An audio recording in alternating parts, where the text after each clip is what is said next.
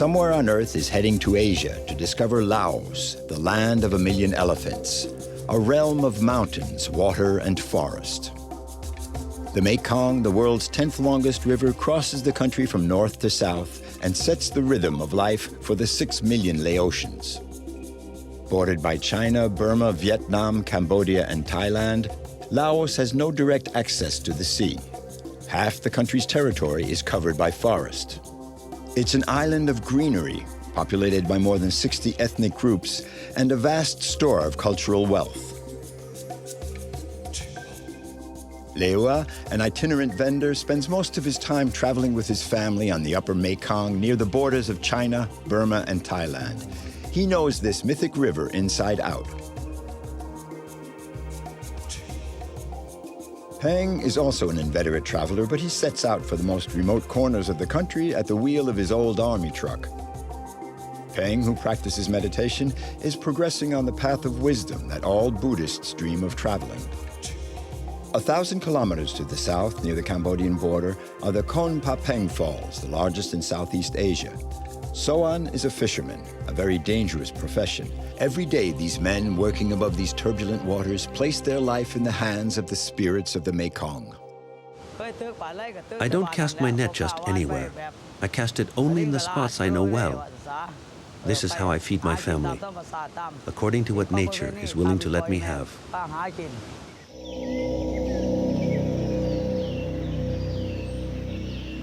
After its involvement in a global conflict, Laos, one of the most heavily bombarded countries on Earth, was long isolated from the rest of the world.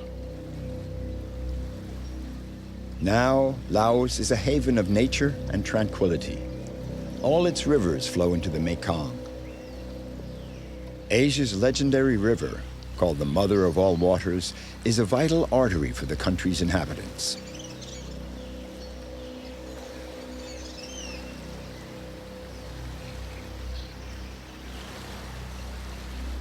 Leua is a sailor of the Mekong. There are many dangers on the river. At each tricky passage, he has to check out the pitfalls. I've come down to check the water level this morning. I'm wondering if my boat can make it through here. There are rocks, a lot of rocks, and there's not much water depth for the boat. So no, I won't come through here. It's impossible.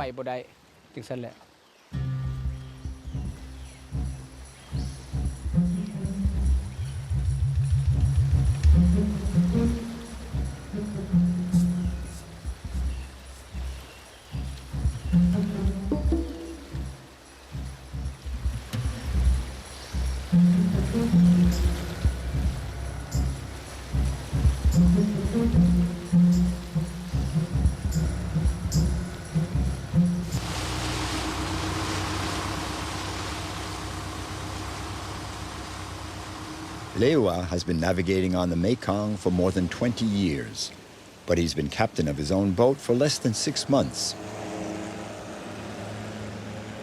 All year round, he travels the river with his wife and 2 daughters selling his goods.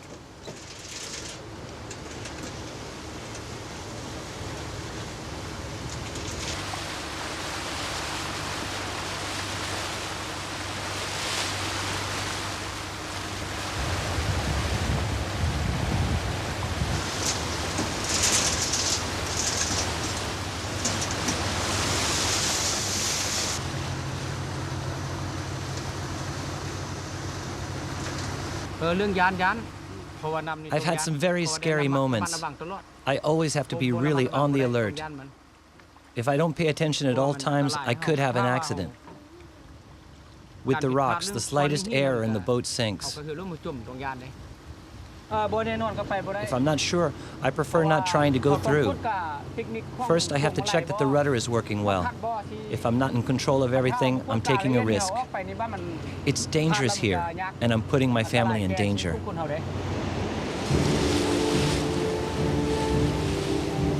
The Mekong Valley, usually so quiet and sleepy, seems to be waking up.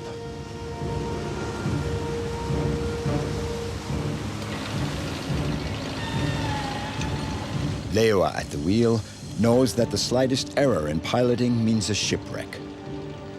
The rapids are like a step, an obstacle they have to get across.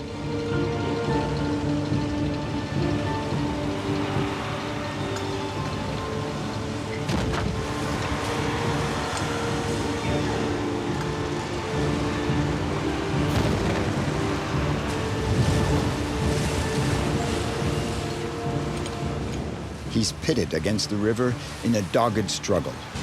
The boat is practically at a standstill.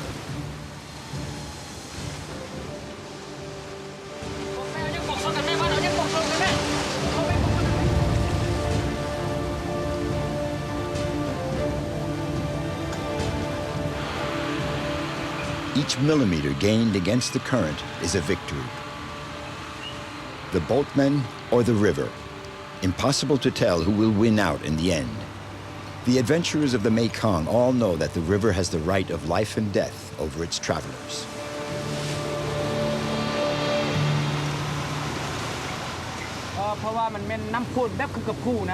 It's like a mountain torrent. There's a lot of current. Right here, the water accelerates. The current is very, very strong, and it's hard to make any headway. The river is powerful.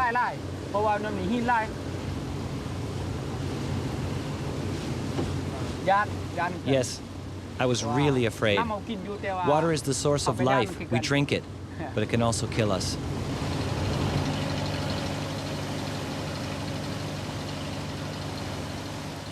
Lewa crossed 4 sets of rapids that day, each one a moment of anxiety.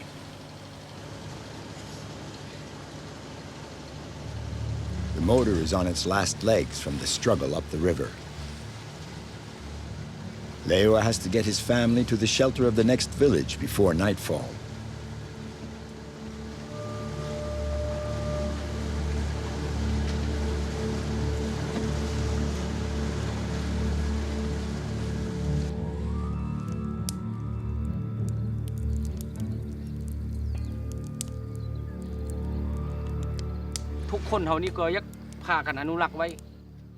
We should all respect the Mekong. People shouldn't be dumping everything into the river. We drink the water of the Mekong. If no one protects the river, it will stay dirty. We should all respect it. It's a nurturing mother for us. The river was here before us.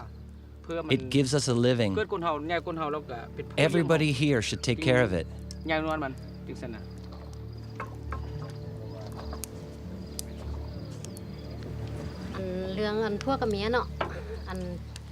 Our couple is quite a lovely story. We're husband and wife, and we always travel together. We trust each other, and we love each other, and we love our children. There's no problem in our couple, and there's a lot of affection in our family. I love this life we lead.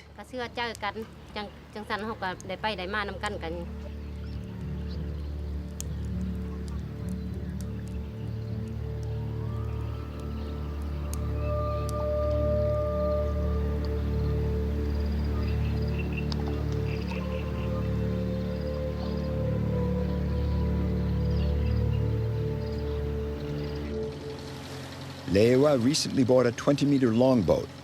It's an old craft, but it has a smart line. In any case, it carries the dreams of Lewa and his whole family.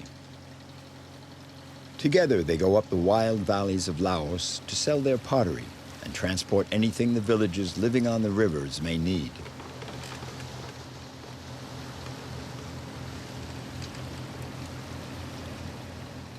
Lewa knows all the secrets of the Mekong. There are no markers on the river. There are no charts. Navigating this river means knowing it by heart. Every bend, every hill, every tree, every landmark that could help sailors get their bearings. I am a man of the Mekong. I've lived on the river ever since my early childhood. My whole life revolves around the Mekong. And that's how it will be as long as I live. and as long as I can keep going.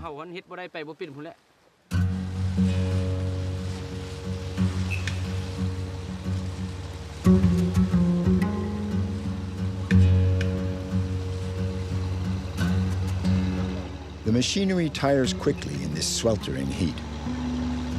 Lewa has to take care of the motor, for the trips last several days.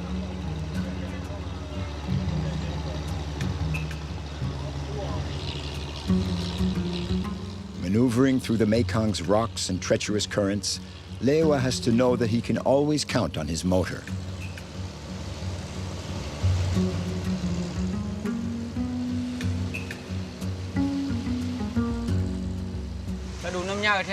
In the rainy season, when it's high water, the rocks are really submerged, so it's easier to navigate. But right now, it's the dry season. The water is low, and it can be dangerous.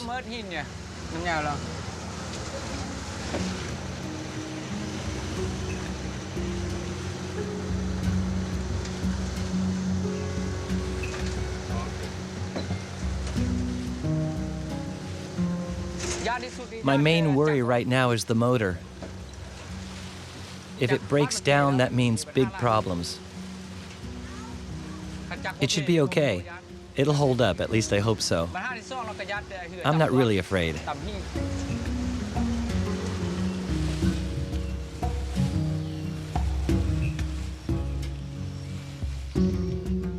The boat continues its ascent of the dusky waters of the Mekong towards the north of Laos.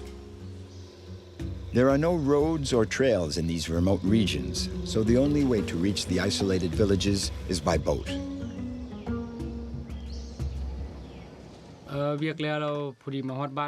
I'm really glad to arrive. I've been on the river since 8 this morning. I can finally get some rest. In any case, we can't go any further. Night's coming on. It's too risky. It's always an event when the floating vendors arrive in a village. This evening, Lewa is stopping in a small Khamu village, an ethnic group that lives along the Upper Mekong, one of Laos's 60-odd ethnic communities. We'll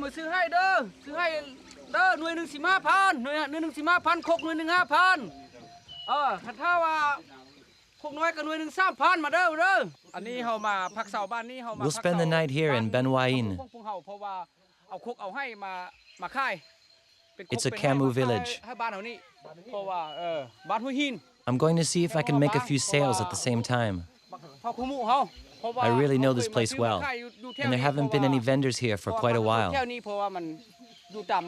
This is one of my regular stops. There are so many villages along the Mekong. The villagers buy my jars and use them to make their beer and rice wine.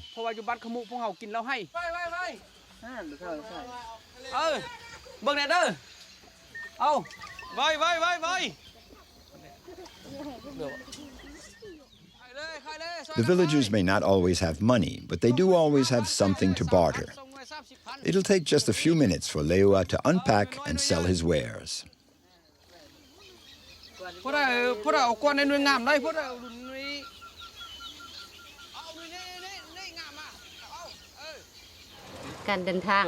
I really like traveling.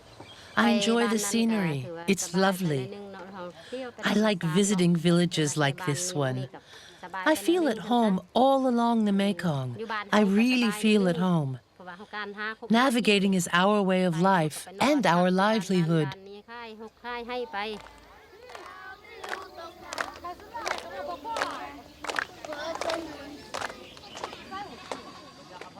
The villagers here welcome Lewa like a member of the family. Hospitality is one of the cornerstones of Laotian society. The slightest occasion becomes a good reason to break out a jar of the traditional beer, a Khamu specialty.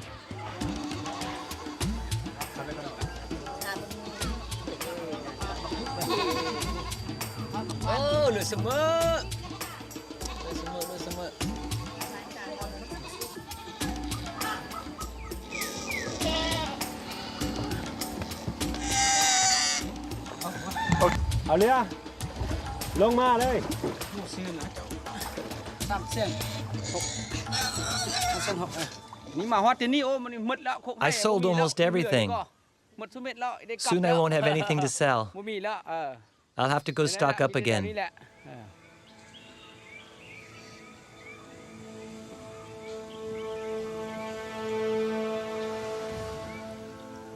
The lights of the Mekong exercise an irresistible attraction on voyagers. The ancient land of 1,000,000 elephants was for a long time unexplored territory.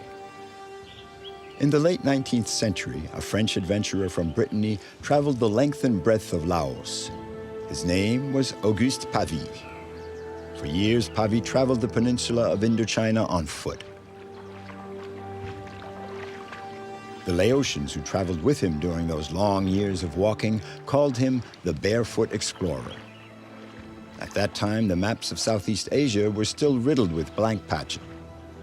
In 1895, Auguste Pavie drew up the first map of Indochina.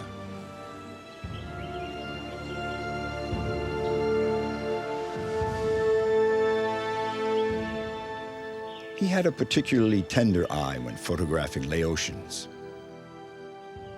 At the end of his life, Auguste Pavie, forgotten by history, wrote in his memoirs, "I knew the joy of being liked by the people with whom I stayed."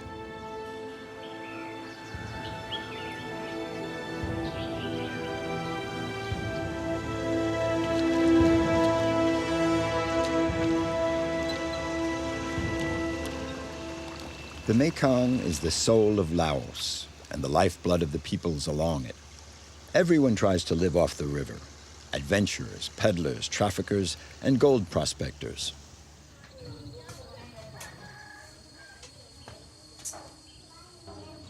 In their village near Luang Prabang, the former royal capital, Lewa and Boavan turn out hundreds of pieces of pottery. When they're not plying their wares on the river, they spend their time making jars and pots. I dug out this kiln with a shovel in my own hands. It's 5 meters long, and the hearth is 3 meters down. We can fire 700 pots or 300 jars at one time.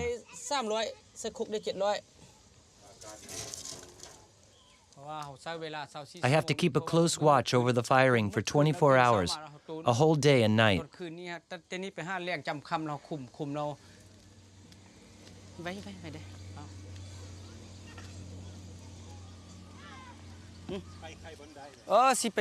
So, we're off again.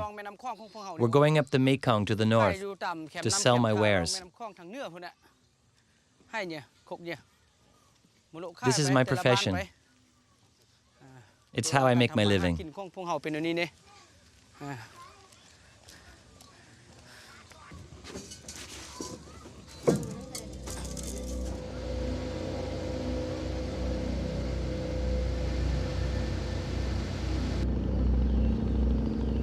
This is the life that Lewa has chosen. He and his family live a free, nomadic existence on the Mekong.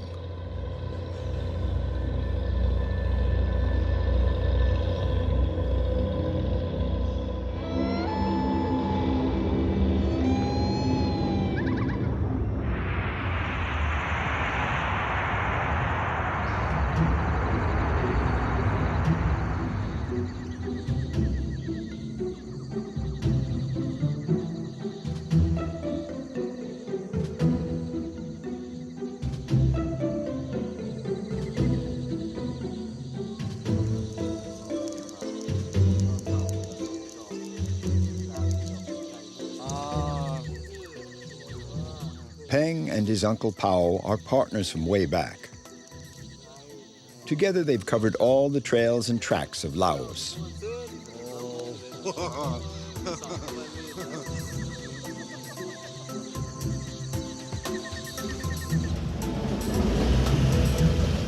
Their work tool is an old Russian truck. It's robust and just never gives up.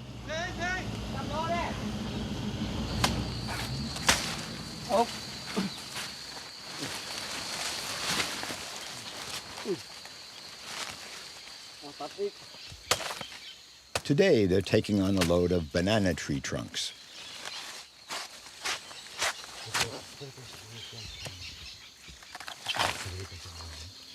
This is where we come to load up. We'll take these trunks to the elephants. I have an elephant too. Mine's made of iron and has wheels instead of feet. And my elephant can do 120 kilometers per hour. You know, nature is generous here. You can just plant anything. Everything grows naturally. This is really a land of abundance.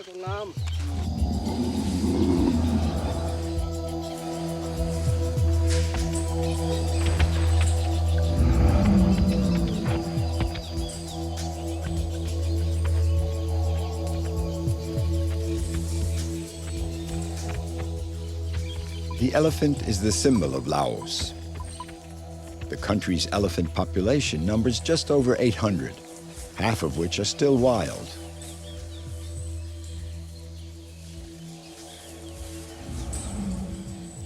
The Asian elephant was domesticated by man over 4,000 years ago. The Maots are the elephant's masters, the only ones capable of controlling the instinctive power of these impressive animals. Even today in Laos, these giants of nature are still used for work in the forests. Each elephant has its own personality. It's a sensitive animal and can understand more than 50 commands.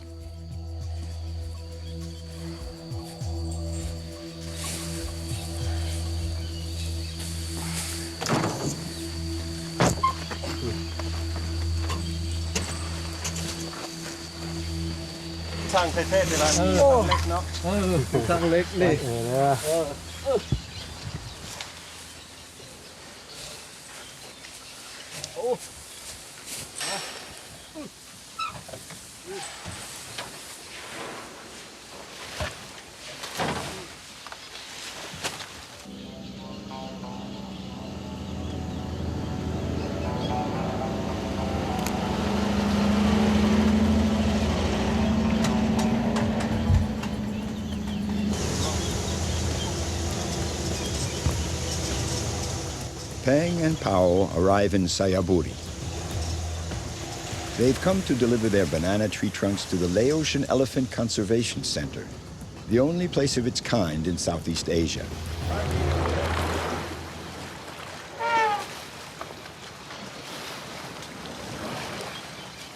Here at the Conservation Center, a team of veterinarians takes care of the animals. They free the females from their work in the forest so that they can raise their young for the first years of their life. The domesticated Asian elephant is a fragile animal. Its low rate of reproduction makes it an endangered species.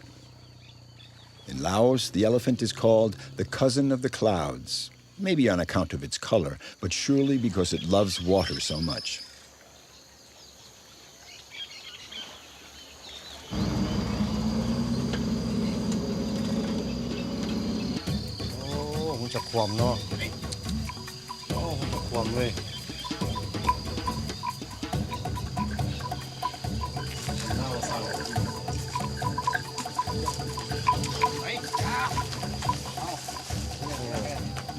This morning, Peng and Pao are eagerly awaited visitors, for they're bringing the elephants their favorite snack.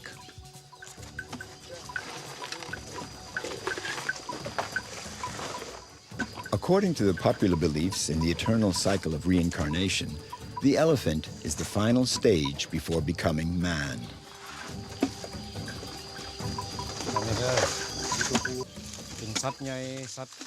It's a very important animal for we Buddhists. It's a sacred animal. They say that Laos is the land of 1,000,000 elephants. They are beautiful, so majestic.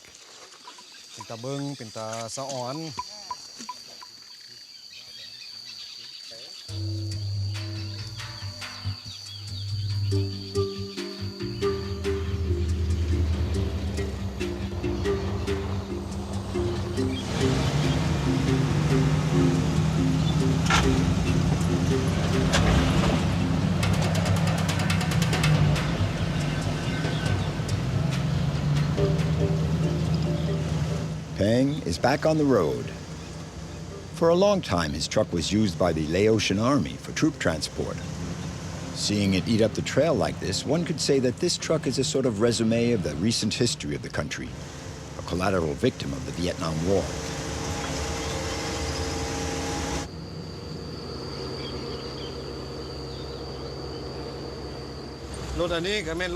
This truck is a akak.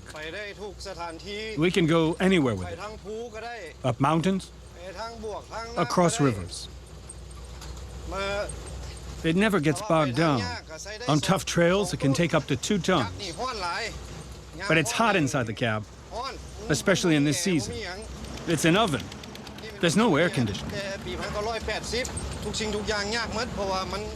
It's a Soviet truck. It's all pretty complicated.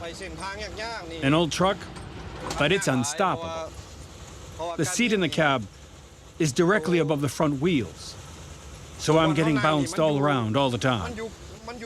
It's not easy to handle.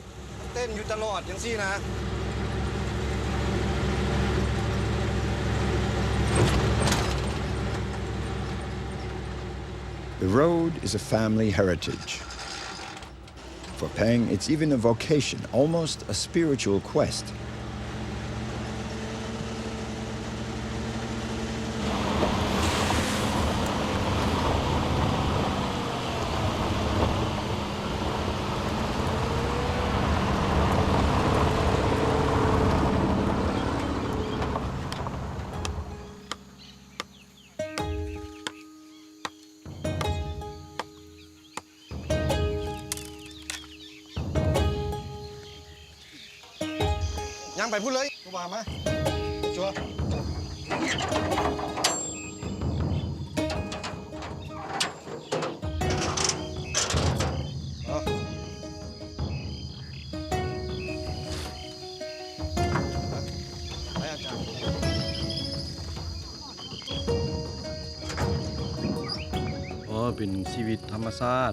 It's a free life. No constraints, no pressure. I can stay on here with the monks if I want. There's no one telling me what I have to do. When I have a load, well, I earn my living. If I don't, it's no problem.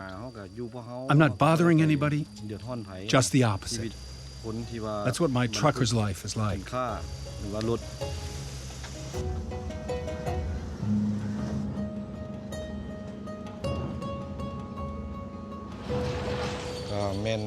I live from day to day, and mostly I try to live according to the rhythms of nature and the passing seasons. I try not to bother others, and I don't want others bothering me either. I am striving to make my heart pure. He who is at peace with himself eventually manages to be at peace with others. He purifies himself. He develops and evolves.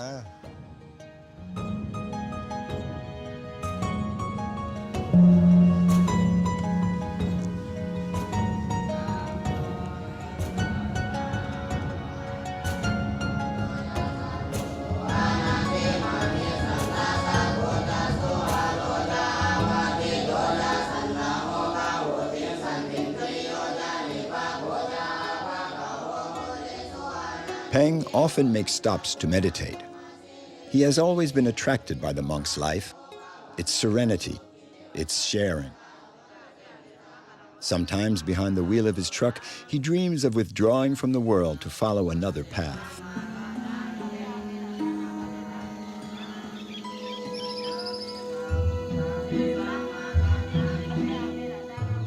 In Laos, a man can choose to devote several years to a spiritual retreat and to live the life of a monk before coming back to society.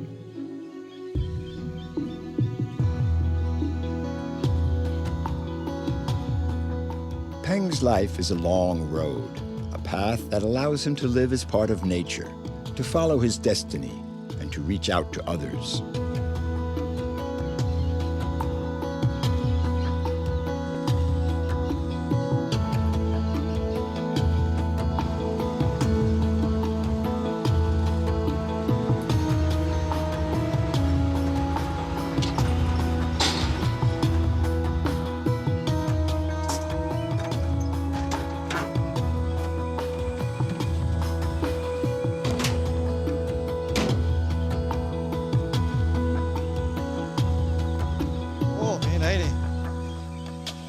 ได้อยู่วะโอ้บ่ได้เอานี่ห้องเลยบ่ได้แล้วเนาะ Now we can get across. เขาเป็นซูเปอร์เก่งๆเขา I'm an old hawk driver and I'm good. ฝนน้ำมู I learned from very skilled drivers. มัวเห็นอะไร When you're going uphill, you have to know how to help the motor. Go easy. Work the brakes. Know how to use the four-wheel drive. เบรกมือให้มีเบรกตีนดี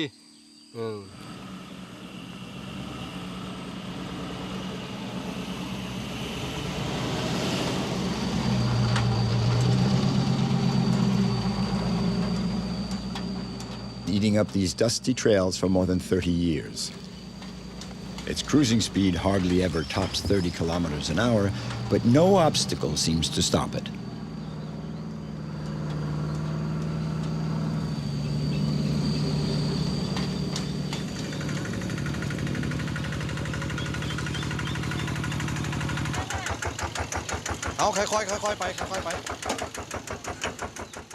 In the mountains of Laos, time seems to stretch out indefinitely. Pheng and his uncle have been on the road for more than 3 days, and their morale is still as solid as a rock. We've got a little problem with the truck, but it's nothing serious. We'll take a look at it. ไปย่างมาเบิ่งดูมันมีหยังอะไร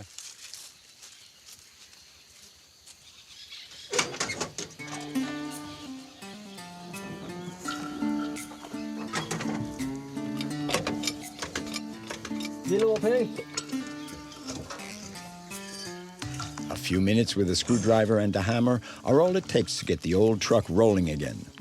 Bo Pen Yang means no problem in Laos. This could be the motto of the whole country.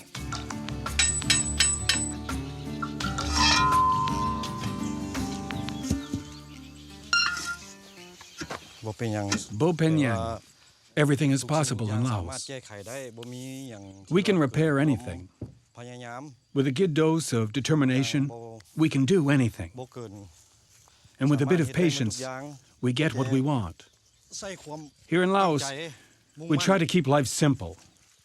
But you can't just say, Bo Pen Yang. If you don't take action, nothing will happen.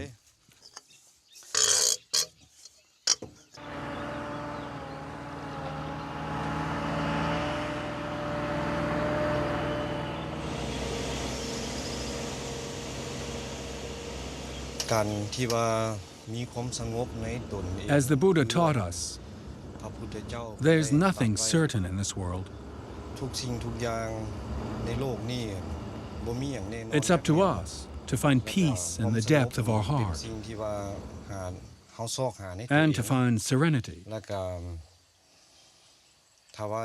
Only then can one achieve happiness.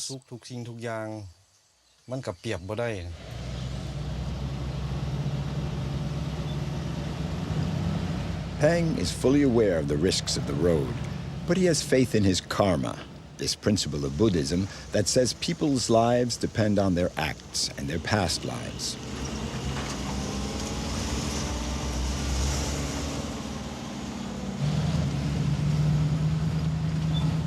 Driving the trails of Laos, Pheng is living the spirit of Buddhism. If he ever gives up this roving life, it will be because he has embarked on the path of awakening, a different voyage that's like a return to the essential.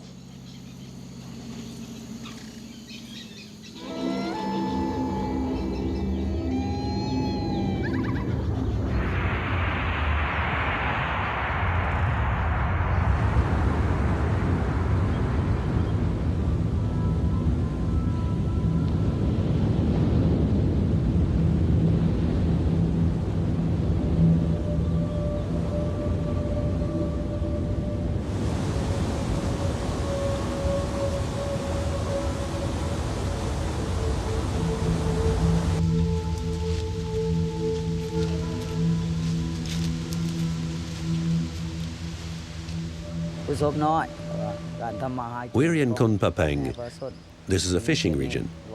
Everybody here makes their livelihood from fish, whatever the season or time of year.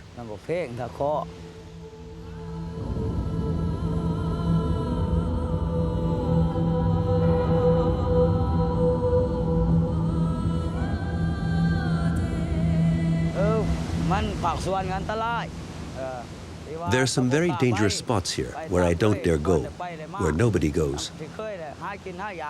I don't cast my net just anywhere. I cast it only in the spots I know well. This is how I feed my family, according to what nature is willing to let me have.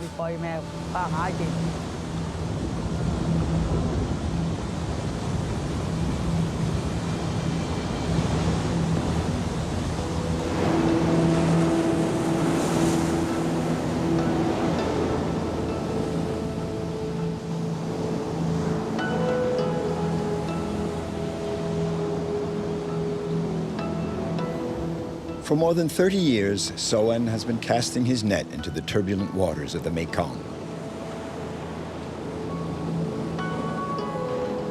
Khone Phapheng in the extreme south of Laos are the largest waterfalls of Southeast Asia.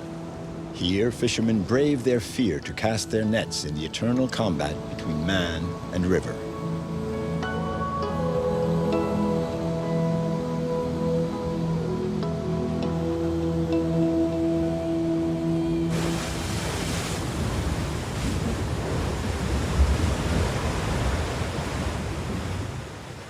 The eternal cloud.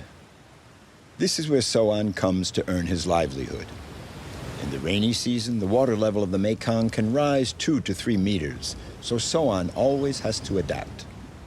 He still has a few weeks left before the sky becomes overcast with clouds full of the monsoon rains.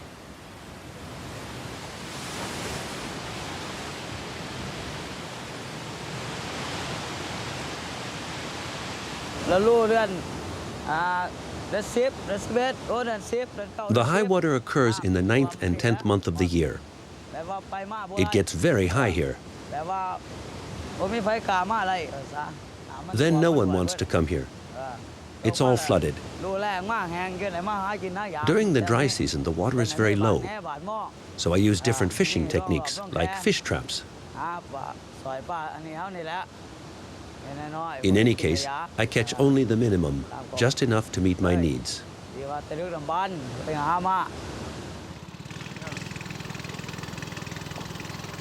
Soan heads back to his village through the treacherous currents. Every time he goes fishing, Soan has to cross the Mekong.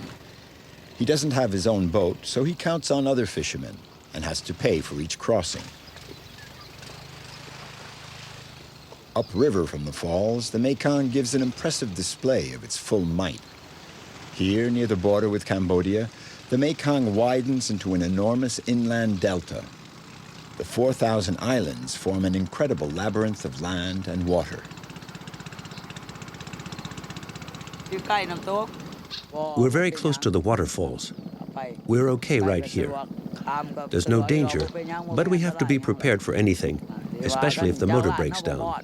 You always have to have an oar in the pirogue. Right now, the current's not very strong here. It's all right. But if we break down, we'll have to row.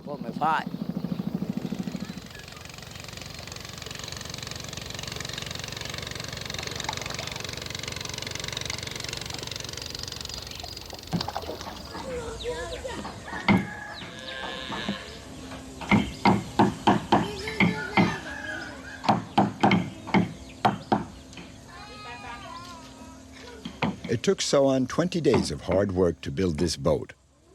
It's his first boat, and he's very proud of it. This little craft will change his life. Soon, he'll no longer have to count on others to cross the Mekong. But before he launches his boat, Soan has to keep an important rendezvous with the river spirits. I'm bringing offerings to the shaman, the great protector of the river, so that the spirits will protect my boat.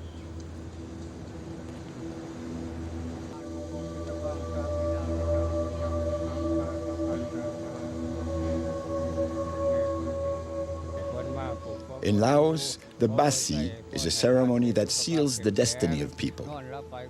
The shaman recalls the 32 souls that each human being possesses. The basi is a way of drawing to oneself the positive influences of the spirits.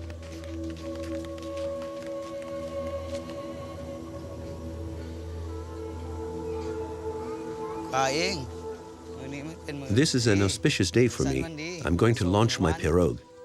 This means a new life for me and my family.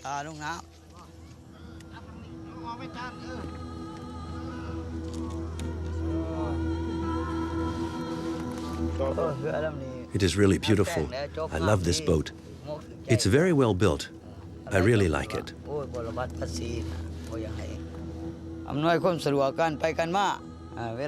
This is going to make my life so much easier. I'll be able to go where I want, when I want, and I won't have to depend on others to go fishing anymore. I'll soon be independent.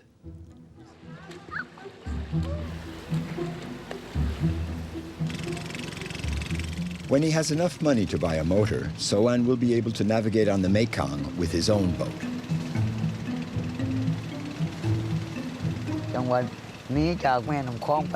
It's good to live on the Mekong. It's a nice life. It's like traveling on a clear and easy road. I could not live without the Mekong. This river is in my blood. It is part of me.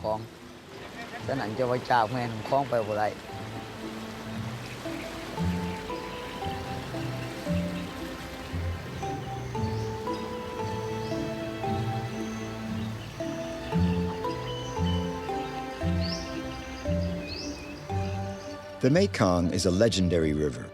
It runs more than 4,500 kilometers from the Tibetan Plateau down to its vast delta. It crosses all of Laos, Cambodia, and the south of Vietnam. The Mekong also borders Burma and Thailand. The lives of 70 million people depend directly on this river, the 10th largest in the world.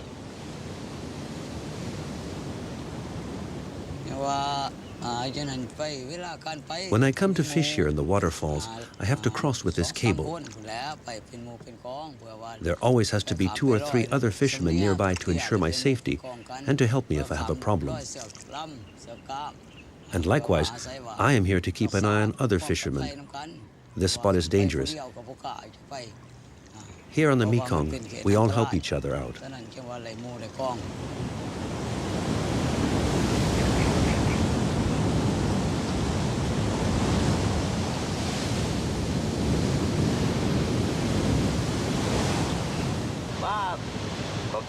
We catch carp, catfish, all kinds of fish.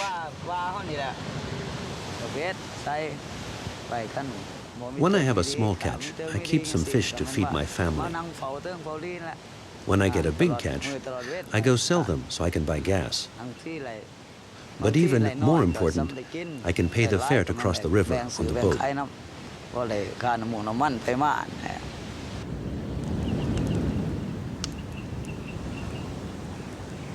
To make a livelihood from the river's resources, the fishermen have to adapt and be resourceful.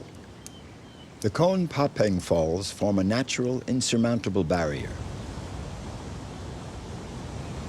In the tightly knit community of fishermen here, the most daring are also the most respected. These are the tightrope walkers of Khone Phapheng.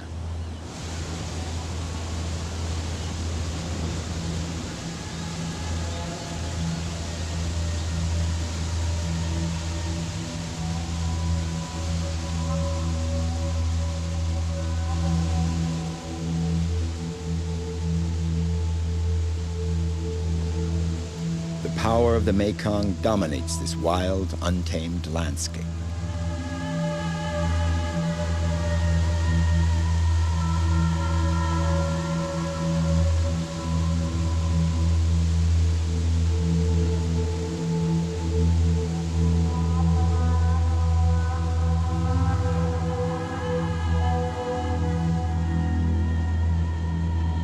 Under the admiring eye of Soan, Sam Nyen juggles with the laws of equilibrium.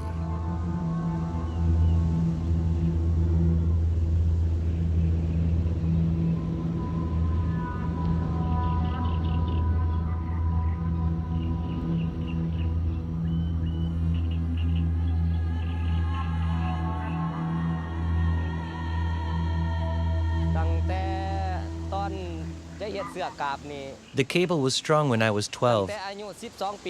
I'm 50 now, and I'm still crossing it every day. It's part of my family's patrimony. No one else can use it. These are my cables, and I discourage anyone else from using them. If an accident were to happen, I'd be held responsible. The cables and I are one. The danger is that the cable gives or that my hands slip. If I fall, my life is over. It's very dangerous.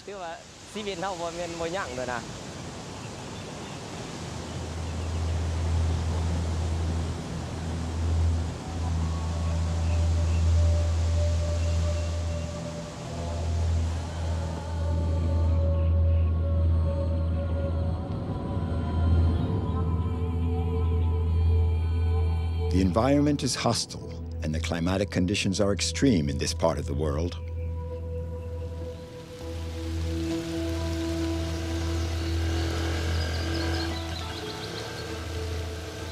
Today, the sky is shedding its excess energy. It's 40 degrees Celsius, and the first monsoon rains are pouring down.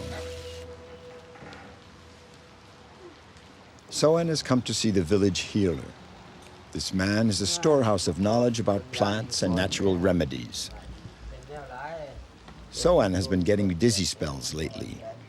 He also comes regularly to consult about his malaria.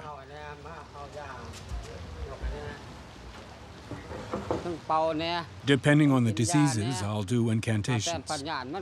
I'll prepare concoctions. I'm an accomplished healer. I'm going to give Soan the medication to treat the malaria. That's what's been causing his anemia and dizziness.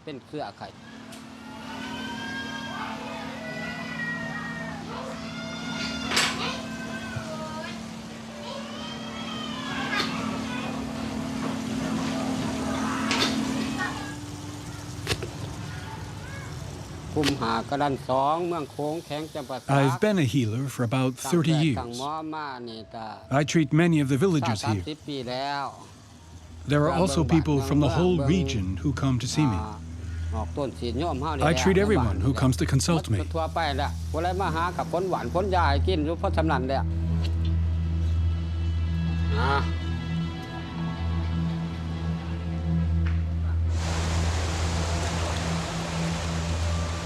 Even though the fishermen of Khone Phapheng may be protected by the river spirits, they're still constantly risking their lives. It takes nerves of steel to brave the dangers.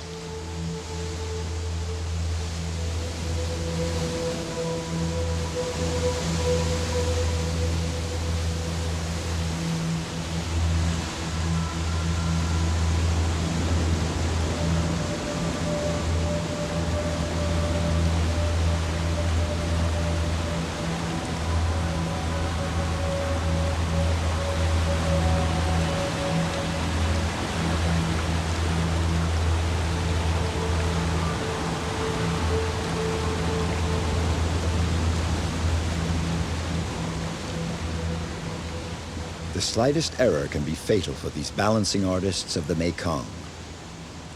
They need to maintain perfect control of their balance, their movements, and their own fear.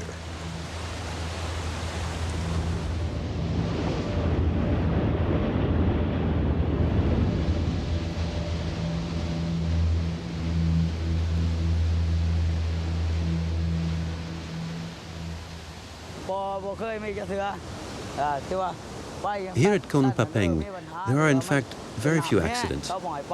In the spots with a strong current, where there's lots of water, we cannot cross. It's impossible. We know that. That's just how it's always been.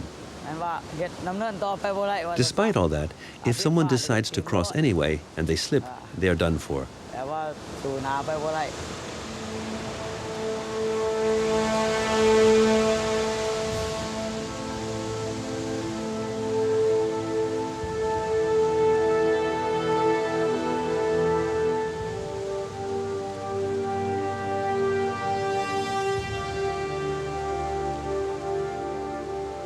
How can one appreciate the multiple facets of this unpredictable, mysterious river?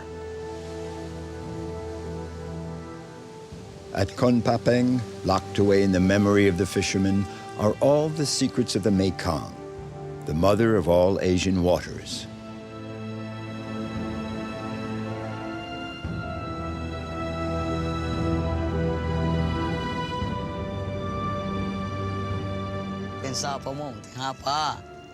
I just marvel at the nature here. I want to stay close to it. It is in my blood. My fondest wish is to be able to keep on enjoying this harmony.